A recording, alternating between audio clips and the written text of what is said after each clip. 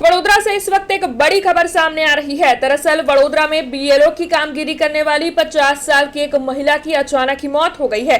BLO की कामगिरी करने वाले उषाबेन सोलंकी सयाजीगंज की प्रताप स्कूल में कामगिरी के लिए गए थे। वहां पर वो अचानक ही बेहोश हो गए। तब उन्हें तुरंत ही एसएसजी अस्पताल लाया गया, जहां पर ये पता चला कि उषाबेन सोलंकी की मौत हो गई है। तब जो प्राथमिक जानकारी सामने आई है उसके मुताबिक हार्ट अटैक की वजह से उषाबेन सोलंकी की मौत हुई है। हालांकि उषाबेन के पति इंद्र सिंह जी की ओर से इस मामले में बयान देते हुए ये कहा गया है कि उनकी पत्नी को काफी ज्यादा वर्कलोड था, जिसकी वजह से वो स्ट्रेस में थी। ऐसे में सरकार की ओर से ऐसे उम्र वाले मरीजों को परेशान नहीं किया जाना चाहिए। इस तरीके की कामगिरी में उन्हें शामिल नहीं किया जाना चाहिए। हालांकि अभी पोस्टमार्टम की रिपोर्ट आनी बाकी है। पोस्टमार्टम की रिपोर्ट आने के बाद ही मौत की सही वजह के बारे में कोई जानकारी सामने आ पाएगी। लेकिन जिनकी मौत हुई है उनके पति का ये कहना है कि वर्कलोड की वजह से उनकी पत्नी को काफी ज्यादा स्ट्रेस था, उसी वजह से शायद ऐसा हुआ हो सकता है। हालांकि कोई ठोस जानकारी तो पोस्टमार्टम की रिपोर्ट के सामने आने के बाद ही पता चल पाएगी।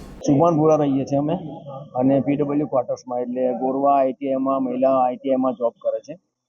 એમાં કામગીરી અમે રિક્વેસ્ટ બી કરી હતી કે તબિયત એવી છે એટલે તમે અમને ઓર્ડર ના કરો. ચૂંટણીમાં ઉષાબેન કડક બજારમાં પ્રતાપ સ્કૂલ છે ને ત્યાં એ બેઠા હતા, પણ કંઈક વેટ કરતા હતા. જે એના ઉપરના જે આવે ને સુપરવાઇઝર કે કામગીરી બતાવવાના હતા, એમની રાહ જોતા હતા એ લોકો. અને પછી એકદમ જ ત્યાં જ બેહોશ જ થઈ ગયા. એટલે અટેક જેવું કે ગજે ગણો એ ખબર નહીં. અહીંયા લાયા પછી ડોક્ટરે એવું કીધું કે ડેડ છે. ગોરવા આઈટીઆઈ મહિલામાં આક્ષેપ એટલે આ જ કે સર અમે રિક્વેસ્ટ તો કરી હતી, અને ઓફિસમાંથી આ લોકોના ઓર્ડર જાણી જોઈને ત્યાં કરાયા છે. 2 જણા રૂબરૂમાંથી એમના ઓર્ડર કરાયા. ના, બીમારી તો હતી જ એમ, પણ તંદુરસ્ત હરતા પડતા કામગીરી તો કમ્પ્લીટ કરતા હતા બધા. હા, તે લોડ તો હતો જ, એને લોડ તો હતો જ. હા, ઘરમાંય કામ કરવાનું ને આ બધું આની કામ ચૂંટણીની ઇલેક્શનની કામગીરી આ લોકોએ આપેલી એ બધી નિભાવતી. હા, મને કહેતા હતા ને કે આ વધારે પડતો જ લોડ છે, કે ઓફિસનું કરવાનું, આ કરવાનું, ઘરનું કરવાનું બધું. એટલે બીમારીનું અમને ખબર છે, ઓફિસમાં ખબર છે કે હાર્ટની બીમારી છે, છતાં પણ આ કામગીરી સોંપી. હું તો ગોરવા મહિલા આઈટીઆઈના આચાર્ય તરીકે ફરજ બજાવું છું. અમને ખબર પડી એટલે હું તાત્કાલિક અહીંયા હોસ્પિટલ આવ્યો છું. મને અમારા સ્ટાફમાંથી ફોન આવ્યો કે બીએલઓ સહાયકમાં ફરજ બજાવતા હતા. કયા બૂથ પર હતા એ તો મને નથી ખબર, હું પણ ઇલેક્શન ડ્યુટીમાં જ હતો. અને ઉષાબેનને અચાનક કંઈક બેભાન થઈ ગયા છે એવું જાણવા મળ્યું, અને પછી તરત મને ખબર પડી એટલે હું દોડીને અહીંયા આવ્યો, અને અત્યારે જ હું અહીંયા આવ્યો છું. એ તો સીધા અહીંયા પીએમ રૂમ આગળ જ હું આવ્યો છું, એટલે હવે એવી મને કોઈ ખાસ માહિતી નથી કંઈ. ના, એવું તો કંઈ હોતું નથી એમ પ્રેશર જેવું. ના, એવું તો નહીં, એવું નથી કાંઈ. હવે ઘટના તો એવી ઘટી કે મારા પર ફોન આવ્યો કે ભાઈ તમારા બેન ઉષાબેનનું મૃત્યુ થયું છે, એટલે તાત્કાલિક ઇમરજન્સી વોર્ડમાં આવી જાઓ.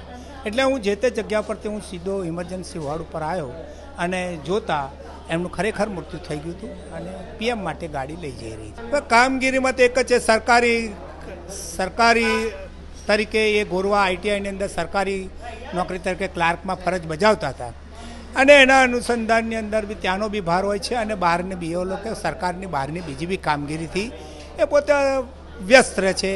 એની અંદર કંઈક બન્યું હોય, એમના માનસિક ભાર આવ્યો હોય, અને માનસિક વિચારોમાં ખોરવાઈને કદાચ આ ઘટના બની હોય એવું બની શકે. સર, બીએલઓની કામગીરીમાં એવું છે, સરકારી કામગીરી તો કરવાની હોય જ છે ને, એમાં બી અઢળક કામગીરી સરકાર આપતી હોય છે ને, ઉપરાંત નવી કામગીરી બી વધારાની આપે છે. એટલે માણસ માનસિક રીતે તૂટી જાય છે. મારું આટલું જ કહેવું છે. અપીલમાં સરકારને તો એટલી જ અપીલ કરી શકીએ અમે કે ભાઈ માણસને કામગીરી એટલી આપો કે એ પોતે ઉત્સાહ અને ખંતપૂર્વક કામગીરી કરી શકે, એટલી કામગીરી આપો કે જેની અંદર આવા કોઈ ઘટના ના ઘટે, ફરી કોઈની ઘટના ઘટે ના. એના માટે અમારે એટલું જ કહેવું છે કે એને ભારરૂપ એટલો ના આપો ભાર કે જે પોતે કામ ન કરી શકે.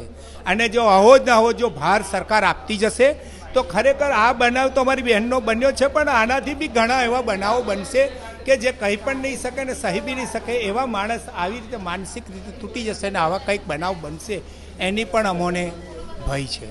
हमसे जुड़े रहने के लिए हमारे YouTube चैनल को सब्सक्राइब करें और नई वीडियो की नोटिफिकेशन के लिए बेल आइकॉन को दबाएं।